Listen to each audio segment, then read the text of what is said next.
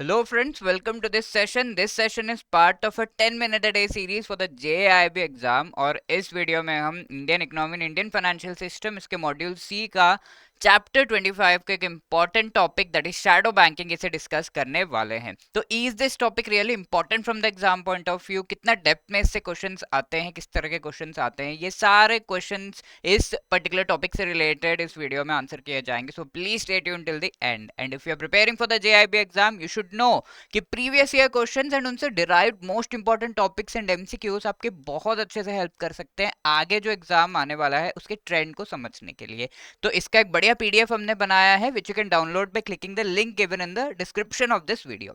Okay, तो as I told you while beginning the discussion on NBFCs, non banking financial corporations, NBFC के definition में ही shadow banking का concept छिपा हुआ है। ओके, तो एनबीएफसी अगर हम देखें, NBFC is non banking financial non sorry banking financial company.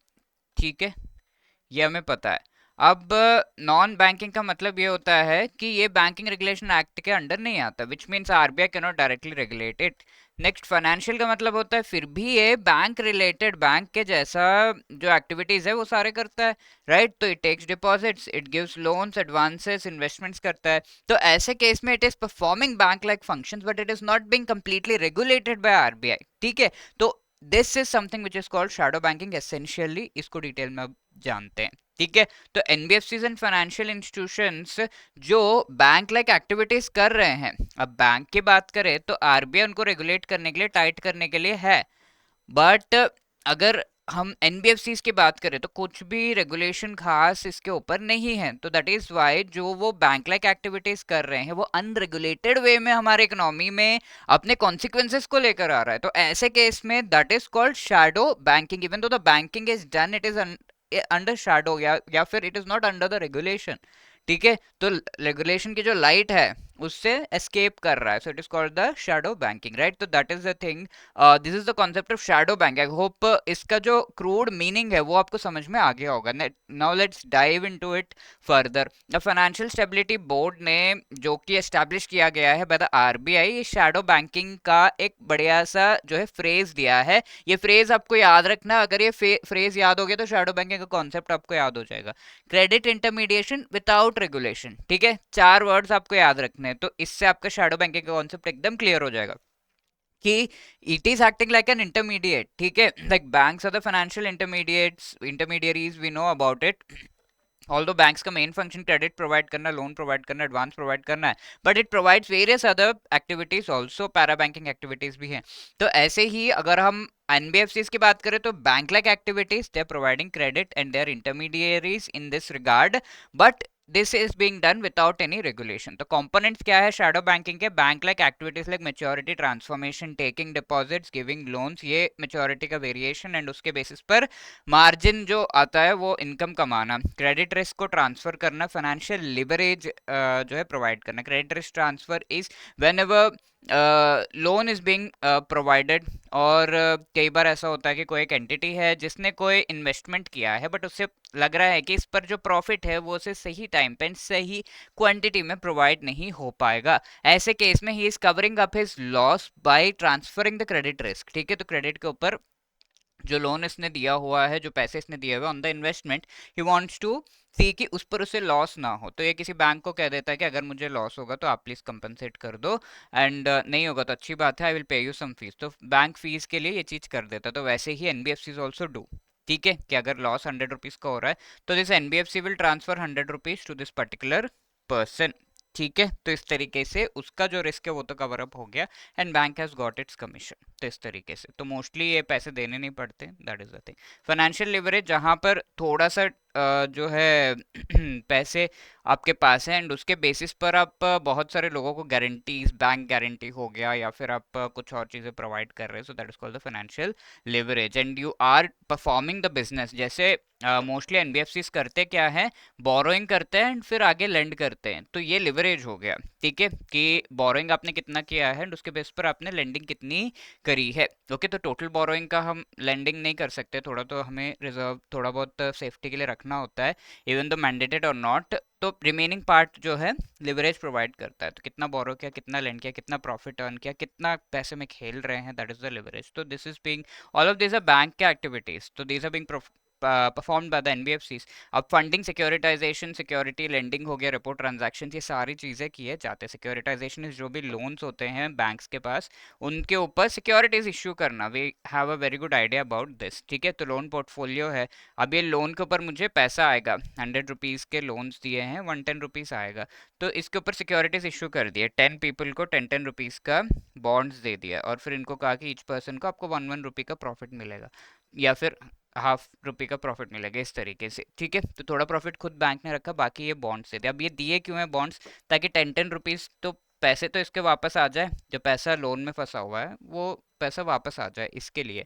तो ये सिक्योरिटाइजेशन का प्रोसेस है, ठीक है। All that is big process, but mainly converting loans into securities and getting that loan वाला पैसा जो फंसा हुआ है वो सिक्योरिटीज इशू करके पैसा ले लेना एंड बिजनेस करना, that is called securitisation. Securities lending, जहां पर कई बार सिक्योरिटी बाय किए जाते हैं, जैसे गवर्नमेंट सिक्योरिटीज बाय कर लिया किसी एनबीएफसी ने और ये किसी और को दे दिया, तो और फिर उनसे पैसे लिए, इस तरीके से लेंडिंग। एंड रेपो ट्रांजैक्शंस तो है ही हैं, ठीक है। तो repo transactions although NBFCs limited way में कर पाते हैं, बट या दे कैन डू। अब एंटिटीज कौन कौन से हैं जो ये एक्टिविटीज करते हैं, all the NBFCs do this, like money market funds हो गए, credit investment funds, hedge funds, finance company, security brokers, credit insurance, तो ये डिफरेंट काइंड्स ऑफ एंटिटीज हैं, और ये different different insurance, you can see different kinds of investment and various other activities में involve हैं, and they do this shadow banking. अब इस shadow banking के साथ में एनबीएफसीज का थोड़ा इवोल्यूशन भी देख लेते हैं। तो 1960s की बात करें तो लिमिटेड इनका जो है स्कोप था, फिक्स डिपॉजिट्स इन्वेस्टर्स से लेना, एंड आगे जो है leasing deals in various other activities में वो पैसों को इन्वेस्ट करना या लोन देना, तो that was the minimum thing done initially. अब इसके आगे कुछ रेगुलेशंस लाए गए, सेपरेट अथॉरिटी की रिक्वायरमेंट है so as to regulate this NBFCs, ऐसा सोचा गया, बट देन आरबीआई के पर्व्यू में ही इसे रखा गया।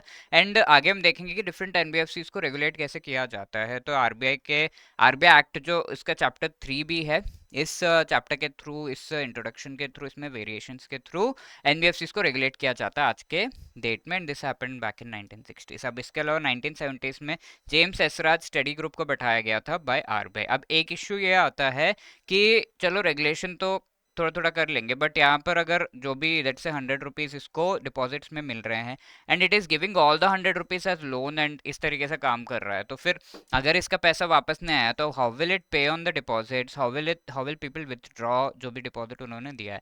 तो थोड़ा तो रिजर्व में रखना पड़ेगा। अभी रिजर्व का कोई मैंडेट नहीं है कितना रखना है, जैसे बैंक्स में सीआरआर एसएलआर का मैंडेट है, बट एनबीएफसीज में तो ये चीज़ नहीं है, ठीक है, because they are not part of the banking regulation act. RBI act के थ्रू उन्हें रेगुलेट भी लिमिटेड वे में किया जा सकता है। तो जेम्स एसराज कमेटी ने कहा कि भाई थोड़ा बहुत डिपॉजिट में से hire purchase leasing company accept deposit to the extent of their net own fund, तो जो डिपॉजिट्स वो ले रहे हैं वो नेट ओन फंड जितना उनके पास है उस उतना लेवल पर ही लेना है, and it should be proportionate, ठीक है। बहुत ज़्यादा डिपॉजिट्स एक्सेप्ट कर लेंगे फिर उस पर पेमेंट नहीं कर पाएंगे, ऐसी चीज़ें नहीं। And also some liquid assets को मेंटेन करना है रिजर्व्स के फॉर्म में।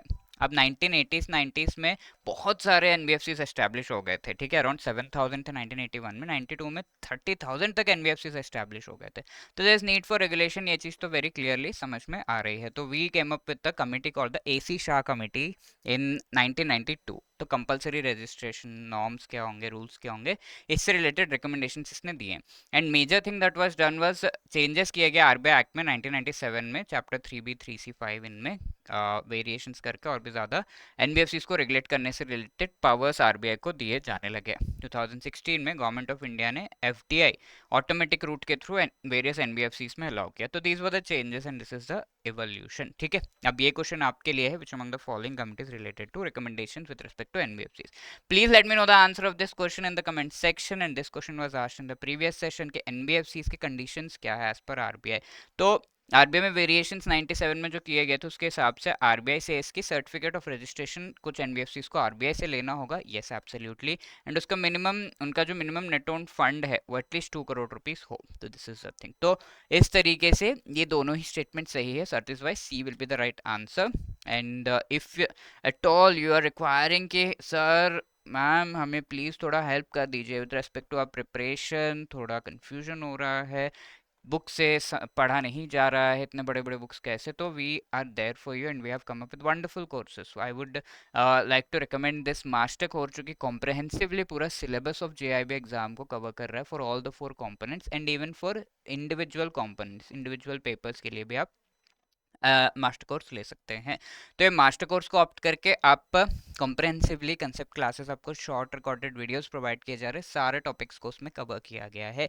ईच एंड एवरी टॉपिक को अच्छे से डिटेल में आपको पढ़ाया गया है एंड ये वीडियोस 15-20 मिनट्स के अपने ब्रेक टाइम, कम्यूट टाइम का यूटिलाइजेशन करके आप इन्हें देख सकते हैं। Chapter wise MCQs, each and every chapter के notes, full length mock test and exam से पहले रिविजन के लिए लाइव क्लासेस भी इस मास्टर कोर्स में अवेलेबल है। अब लाइव जो क्लासेस, अगर आपको ऐसा है कि रिकॉर्डेड वीडियोस ने लाइव क्लासेस ही चाहिए, तो लाइव क्लासेस भी आपको प्रोवाइड किए जा रहे हैं through the live crash course. ठीक है, इसमें पूरा 100% सिलेबस तो नहीं, बट मोस्ट इंपॉर्टेंट सिलेबस आपको ज़रूर पढ़ाया जाएगा। कॉन्सेप्ट नोट्स इसमें इस एंड एवरी चैप्टर के notes, chapter wise MCQs, full length mock test, previous year questions, everything is there.